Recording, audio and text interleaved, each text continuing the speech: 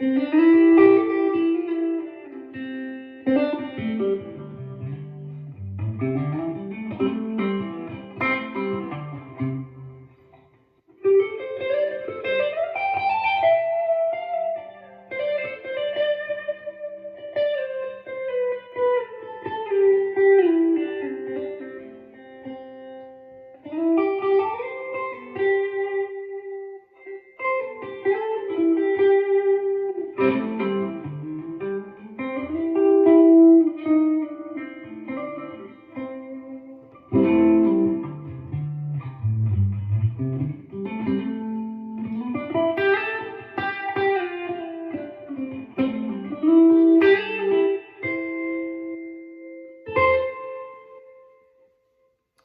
everyone, so last week I posted a short video about playing every G natural note on the guitar, and it was pretty popular. It had a good amount of streams pretty quickly, and I don't think it's because it was particularly impressive, but maybe it is a thing that's a little bit in the consciousness because Cory Wong posted a video a couple weeks ago. I think it was a short where he said, like, you can't consider yourself an advanced player unless you know every note on the guitar. I certainly respect his playing. He's an incredible player, and I think he's kind of right, but I kind of also don't think it's that big a deal. But there are like simple techniques for knowing it. When you first start with a guitar and you're getting to know the neck, it's overwhelming. This is like, the Matrix, and you don't see the woman in the red dress, you just see zeros and ones, and it's kind of confusing.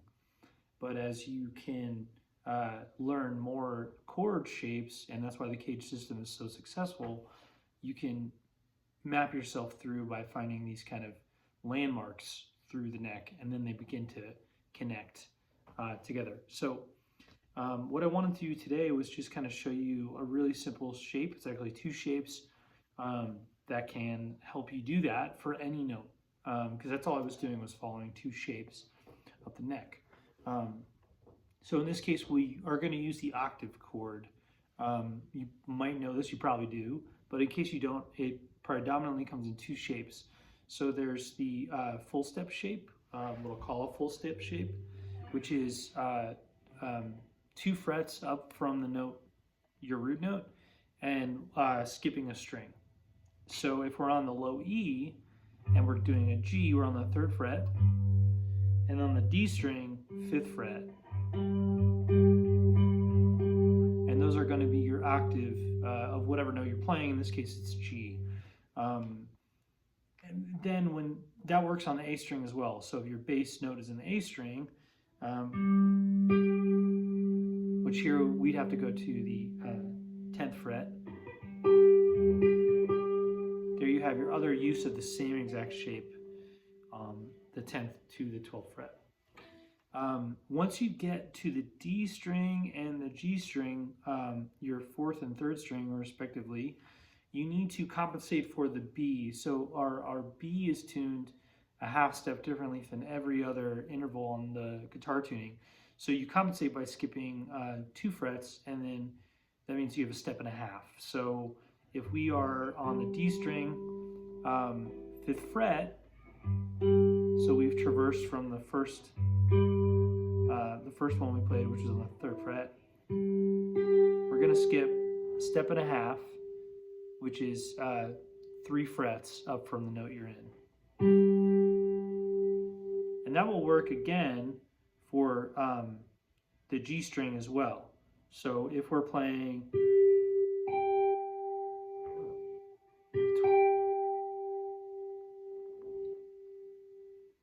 So combining those two shapes, our whole step and our step and a half, or our 2 fret and our 3 fret shapes of the octave chord, and we combine that with open string, what we know about open string, so our G,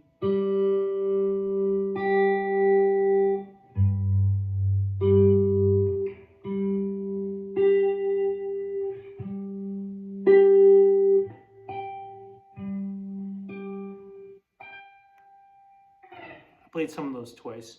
but I think you get the idea, is that quickly you've ascended and traversed up the neck pretty quickly with just two shapes.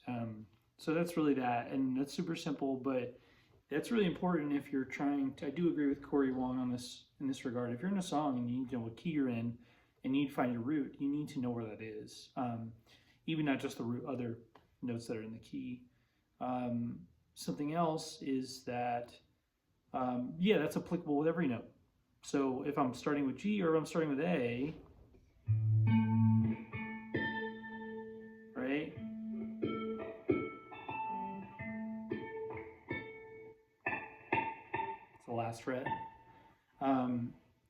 It doesn't matter. You can use it with everything. And sometimes it even helps with association and proximity. So if you're not as quick with your sharps and flats, you know you're half step away from whatever note you're going to. It just gives you a reference point. Oh, I'm a half step away from that octave chord.